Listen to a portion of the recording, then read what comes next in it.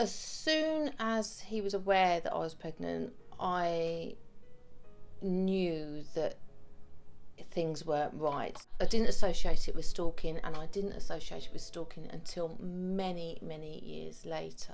I think the first real event that I remember is when our son was a small baby, still in a cot, and he refused to leave my house. And I had to get help from family to get him out of my house.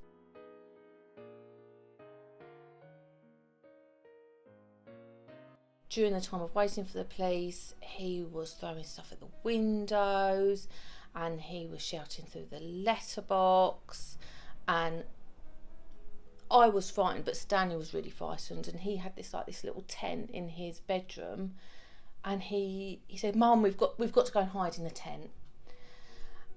And for me, I think that was I was so devastated that it has such an effect on my baby, really.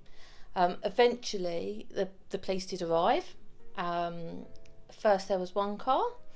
No one is now watching the Olympics at this point. Everybody is now watching what's going on at my house. And they tried to remove him and he wouldn't go. So they arrested him for breach of the peace. And then he sat in the middle of the road. So they had to get another marked car for assistance, and still he wouldn't get up to get into the car. So they arrested him for resisting arrest, and then they had to get a police van to also attend, and they did the whole pick up and throw him into the back of the van.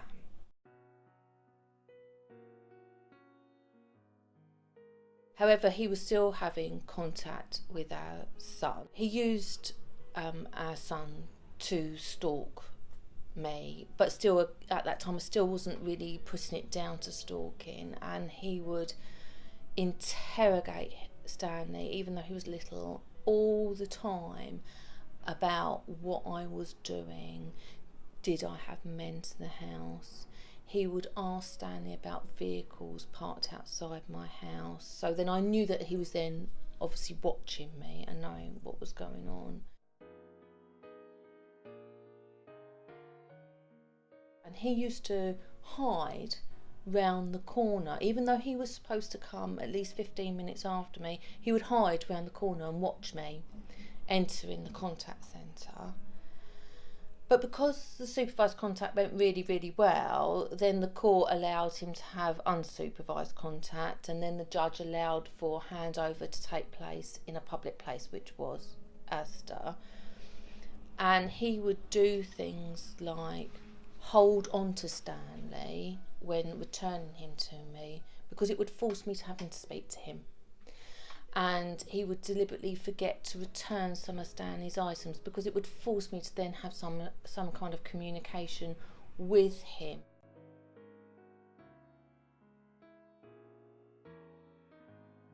Slashed my tyres 17 times. He slashed my mum and dad's tyres, and he slashed my friend's tyres who had come to my house. And all of this is constantly being reported to the police. They had all the reports about all the contact, about all the fear and the slashing of tyres, but they would never ever link it all together. So they kept treating each individual incident as though it was just a one-off individual incident and wouldn't link it all together. And I said, could you look to see whether there was any other vehicle damage within the area, of which they refused and said, oh no, because not everybody reports it. I think then it started to heighten because he used to then pop up in places that I'd be, and there would be no reason for him to be in those places. And then he would make comments. If I'd been swimming whilst he had Stanley during contact, he'd go, well, you could have sorted out your hair. And I thought, but well, how do you know that I've been swimming? He lived in a cul-de-sac where there was no through roads. There's no reason to be in this cul-de-sac unless you are visiting someone there. There's no parking, nothing. And my partner looked out the window and he said, I think he's parked outside. And I looked out the window and there he was, parked outside my partner's house. And I could not work out how he could have possibly have known I was there, because it was a 20-mile drive and I know I would have seen him following me. I'd gone on back roads to Howsham, so I would have seen. So I knew then that he was either tracking me through my phone or he was tracking me somehow with a car. So I did take it to the garage. They really did think I was crackers. And But they agreed to look under my car, and they were really, really good. And that is when they found the tracker. And it was only at that point that the police would then take the incidents seriously.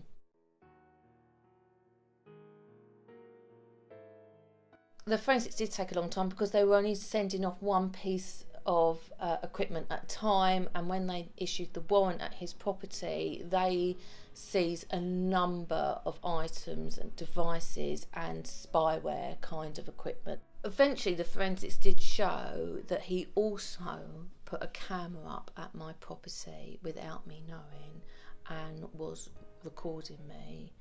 The camera is a motion camera, so I took photos when the motion went off, and it took photos of him putting the camera up, and he kept them.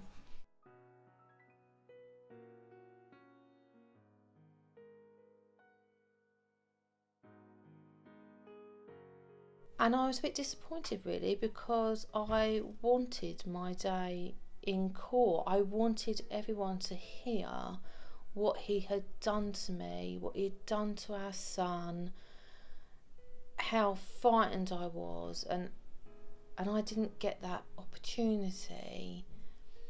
And not only that, when it went to court, they only listed the 2 incidents rather than the whole 10 years that I'd been through. And the judge asked to hear my victim statement, and they'd lost it.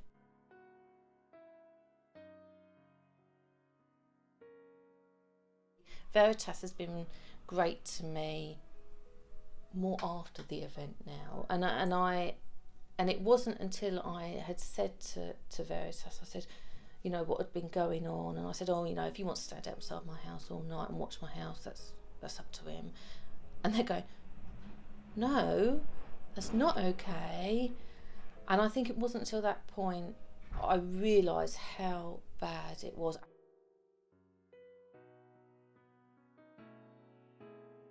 You think once the criminal trials come to an end, and he now can no longer have any contact with our son either, you think it will come to an end, but it's not, and it's a lifelong fear that I just truly do not believe will ever leave me. My house is cameras up.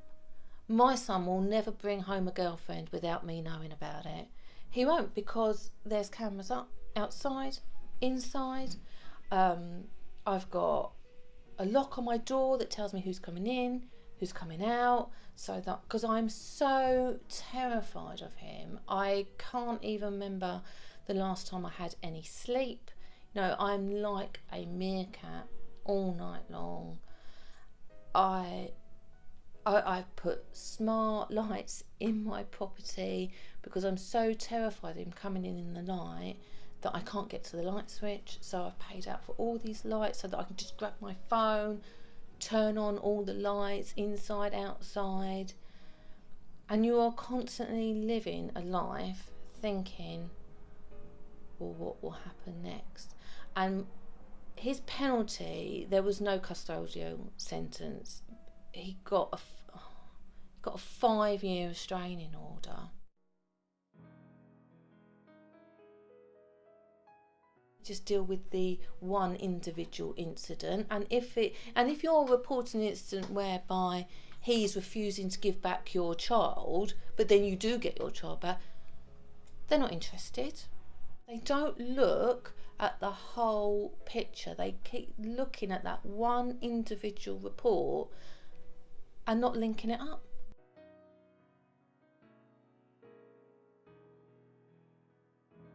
If we don't have them, then more people are going to die. And I think that really is the bottom line. More people will die. More people won't get the support. People will still continue to be stalked because they're not getting the support to help them. Because it's really hard work to keep going, and not everyone can keep going. And Veritas supports those people to help them keep going and, to get to the light at the end of the tunnel.